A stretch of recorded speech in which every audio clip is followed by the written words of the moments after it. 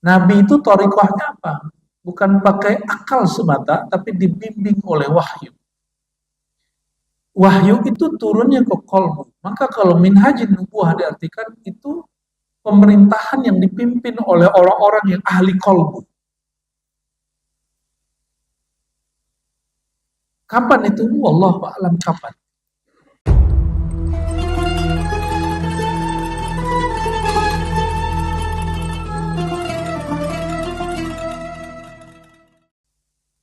Kita kembali ke sini. Jadi yang pasti lagi bahwa Al-Quran turun dari Loh Mahfuz, bahkan dari sisi Allah ke Loh Mahfuz, Mahfuz ke dunia, sama dunia, itu turunnya satu, jumlah wahidah. Tapi diturunkan secara parsial, satu surat atau beberapa surat, secara bertahap lebih kurang selama 20 tahun lebih. Ya, jadi ada perbedaan antara turun yang disebut turun dari minas sama minal lauh mahfuz ila sama dunia. Jadi dari lauh mahfuz turun ke langit dunia itu turunnya sekali aja. Dari langit dunia turun ke bumi itu lamanya 20 tahun lebih. Itu perbedaan dengan kitab-kitab suci sebelumnya, turunnya brek langsung. Kalau Al-Quran diturunkan sedikit-sedikit. Bahkan surat Al-Alaq, ya, Iqra bismi rabbikal ladzi khalaq, itu turun pertamanya hanya 5. Baru turun lagi di bulan kapan? Kalimat setelahnya. Iqra. Ya. Dan sungguh aneh, banyak ulama, banyak ustadz, ya, banyak kiai, banyak penceramah, khususnya pengkhotbah dan penceramah, tahu ayat ini tapi tidak melakukannya. Menceramahkan, mari membaca, tapi dia jarang membaca. Dia lebih banyak berbicara dari membaca. Makanya kami, Bapak Ibu, mungkin kalau saya tidak ngambil ceramah itu seperti sahabat-sahabat saya yang mereka semangat sekali, itu kita kagum juga. Tapi saya bertanya-tanya, jadi kawan saya itu seminggu berapa hari Bapak Ibu? 7. Dia ngisi seminggu 30 titik ceramah. Jadi teman-teman saya ini semangat sekali ceramah. Berarti kalau seminggu 30, sebulannya berapa? 120 titik. Saya mikir, mata yaqra, kapan dia membaca? Itu problemnya. Jadi problem pendakwah kita, mohon maaf, mereka mengutamakan kuantitas ceramah, bukan kualitas ceramah. Ini jadi PR besar bagi kita, ya. Karena saya pernah dari 2013 sampai 2018 itu mengisi daurah-daurah dakwah, daurah-daurah para ustadz dan dai. Ada sebagian yang kita kirim ke luar negeri, ada yang kita kirim ke pelosok. Apa problemnya? Kualitas baca pendakwah kita sangat minim dan rendah sekali. Maka saya berharap semoga Pak Pengurus, ya, mungkin tidak terlalu selektif, tapi filterlah siapa yang akan berkhutbah, siapa yang akan berceramah. Ya. Dan seandainya ceramah saya pun kurang berkualitas, nggak usah diterusin juga. Karena ini satu-satunya dua, ya. Satu tempat saya tinggal di Depok, yang di Pengasinan sana, satu di sini Pak. Jadi subuh sebulan itu saya cuma 2 kali. Yang lain sudah enggak, karena saya mikir ingin kualitas aja. Pengennya kita menjelaskan yang lebih berkualitas daripada berkuantitas. Tapi beberapa tahun sebelumnya, hampir tiap subuh saya ada ceramah. Jadi kalau sebulan itu ada 30 hari, ya tiap pagi saya ceramah dulu. Nah, namun sebelum pandemi,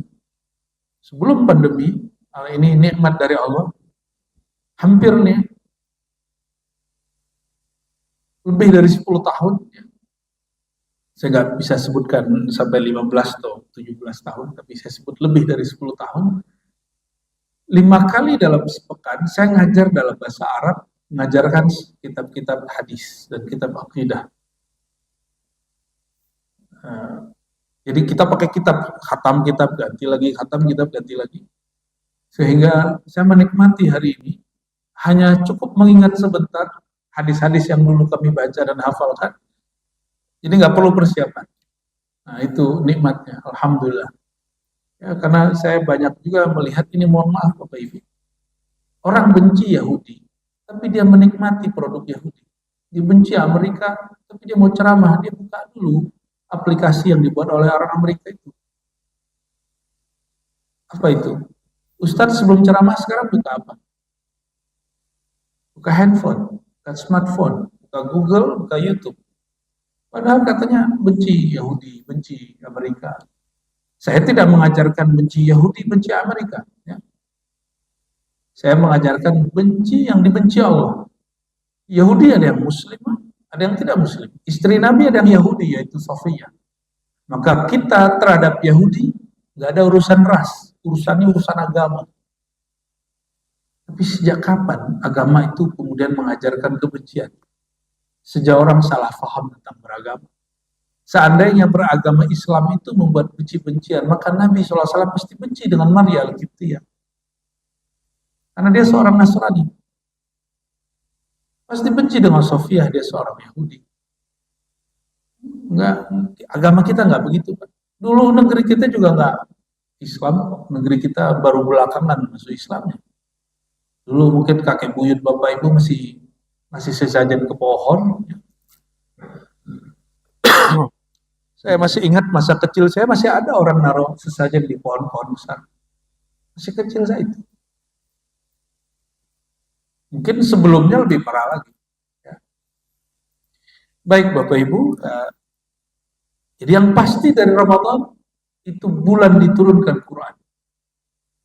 Itulah hari, malam, bulan yang Nabi SAW didatangi oleh sahabat langitnya, yaitu Sayyidina Jibril, lalu mengatakan Iqra ya Muhammad. Dan di mana itu terjadi? Itu turunnya di mana? Gua Hira.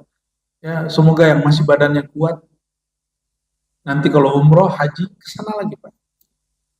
Kalau udah nggak kuat, tapi kayaknya orang Indonesia ini memang jalas malas, malas untuk naik ke atas. Padahal kita kalau lihat orang-orang Turki, orang-orang Uzbek, orang Kazakhstan, itu mereka udah tua-tua, tapi kalau jalan cepat sekali, naiknya cepat. Ngalahin kita yang masih muda. Ya. Mereka nyampe kemudian di Gua Hira hanya sekedar ingin membaca surat Yasin atau Iqra. Itu luar biasanya mereka itu. Hanya ingin sekedar mengenang bahwa ayat ini dulu pernah turun di sini. Kita dengerin tuh, itu sorbannya tebal-tebal pas baca Yasin, salah-salah Pak. Orang Turki itu. Tapi yang kita lihat bukan dia salah baca. Yang saya lihat adalah semangat mereka mengenang bacaan itu di tempat awal kali Quran turun. Ya. Bapak Ibu Saudara yang bukan Allah, maka berdasarkan ayat ini tidak dipandang apakah Quran itu turun malam 25, malam berapa, yang penting Ramadan, maka itu malam atau hari atau bulan, boleh juga syahrul Quran. Jadi sebutan lain dari Ramadan, kalau ayat 183-nya syahrul siyam, bulan untuk puasa, maka ayat 185-nya Ramadan itu bulan Quran. Ya. Kita lihat para imam baca Quran. Ini percaya atau tidak, ada orang yang baca Quran, dia sudah pindah alam. Kalau kita baca Quran kan masih tunduk dengan hukum waktu yang ada. Biasanya 1 juz berapa menit Bapak Ibu? Ada 1 jam? 45 menit paling cepat. Paling cepat, betul? Sayyidina Utsman, sebagaimana disebutkan oleh Imam Nawawi dalam Tibyan, ya. Kitab Tibyan itu tentang adab-adab penghafal dan pembaca Quran. Dan ini juga diriwayatkan dalam riwayat yang sahih. Sayyidina Utsman khatam Quran, kalau bulan Ramadan khususnya, 8 khatamat. 8 kali sehari. Masuk akal? Akal kita nggak masuk, tapi akal Sayyidina Utsman masuk. Akal kita nggak masuk, tapi akal Sayyidina Utsman masuk. Di dalam ilmu zikir, kita punya saudara ya, ahli zikir. Saya baru paham apa yang terjadi pada Sayyidina Utsman ketika ketemu orang ini. Jadi teman-teman saya ahlul Quran, mereka ada cara khatam Quran dengan cara cepat. Kita kalau dengar itu dengarnya kayak suara lebah. Padahal bagi mereka bacaannya jelas. Kalau kita kan baca Bismillahirrahmanirrahim. Kalau mereka enggak. Bismillahirrahmanirrahim. Itu bacaan sendiri, tapi tidak dianjurkan bacaan begitu jadi imam. Seperti yang terjadi di beberapa tempat di Jawa ya. Tidak hanya di Jawa Pak, di kampung saya juga ada yang begitu. Karena kalau untuk jadi imam, itu babnya sudah beda. Jadi imam itu, falihofif, ringankanlah.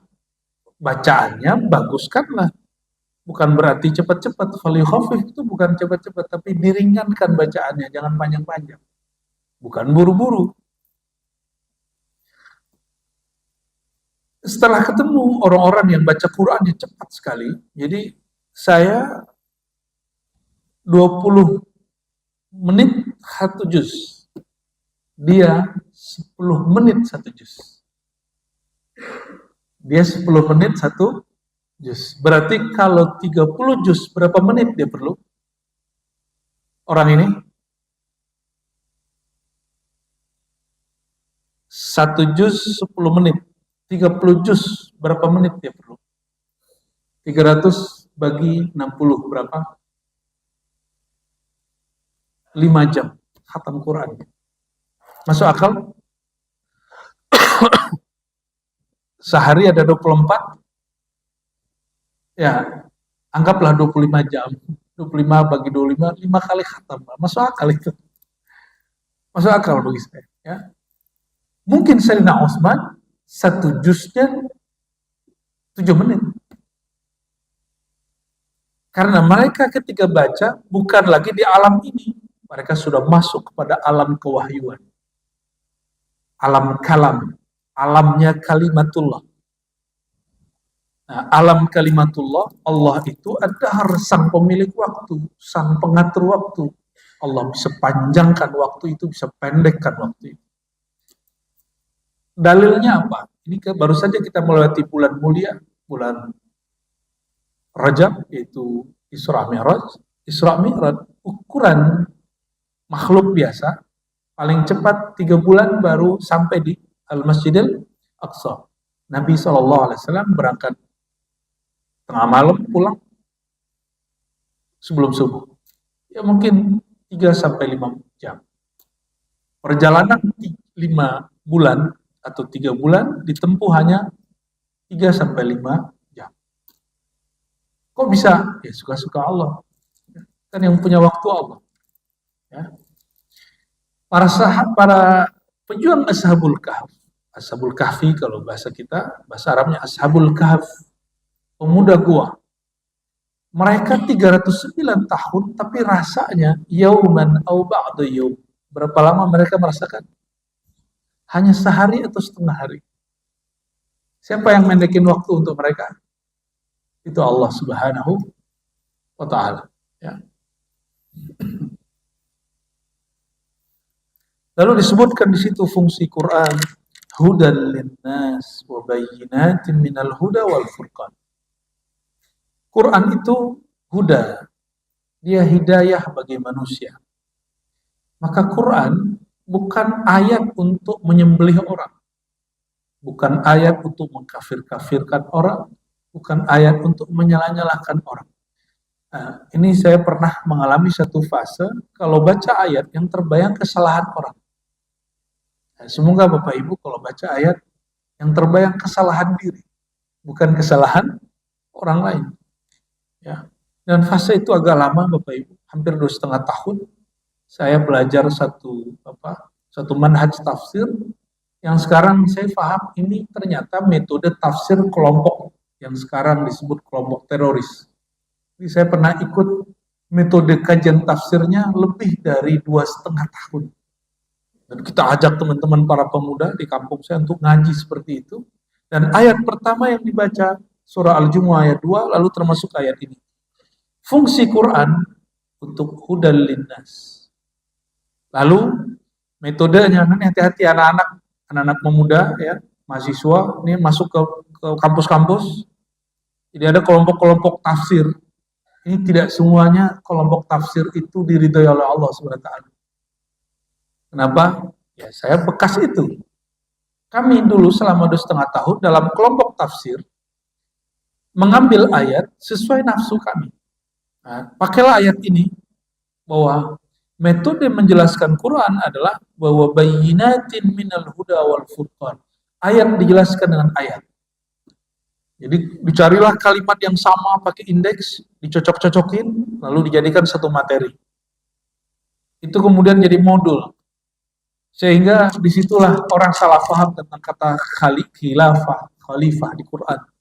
Ya, ternyata Ustadz saya itu penganjur khilafah, tapi dengan cara yang salah kaprah. Saya mencita-citakan khilafah, tapi khilafah ini bukan kita yang buat. Ya, ini saya sampaikan ya, bahwa seorang muslim pasti merindukan khilafah yang dirindukan itu khilafah ala minhajid nubuwah, khilafah pemerintahan yang dipimpin berdasarkan manhaj jalan thariqah kenabian. Nabi itu thariqahnya apa?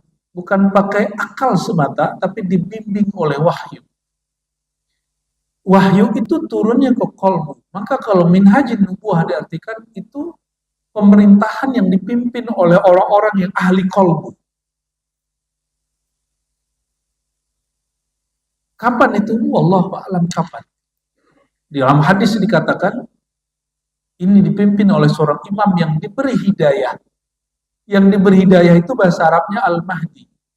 Karena dalam sejarah orang menunggu Al-Mahdi, maka muncul istilah di kalangan Sunni dan Syiah Al-Muntazar. Al-Mahdi Al-Muntazar. Jadi tidak benar bahwa Al-Muntazar hanya dipakai oleh Syiah. Ulama Ahlus Sunnah, bahkan ada teman saya, tadinya ya inilah parahnya jamaah, para pencari kebenaran ini, tapi kemudian datang ke ustadz dan meninggalkannya sesukanya. Ya. Jadi ngaji ke kita nangis-nangis, ya. Habis itu nggak ngaji lagi sama kita karena terpengaruh satu potongan video Syekh Ali Jum'ah, salah satu mantan mufti di Mesir, yang mengatakan bahwa istilah Al-Muntazar istilah dari Syiah. Loh, kalau begitu gurunya Syekh Ali Jum'ah Syiah dong, kan nggak begitu. Potongan video tidak boleh dijadikan sebagai cara kita menghukumi orang ini secara umum.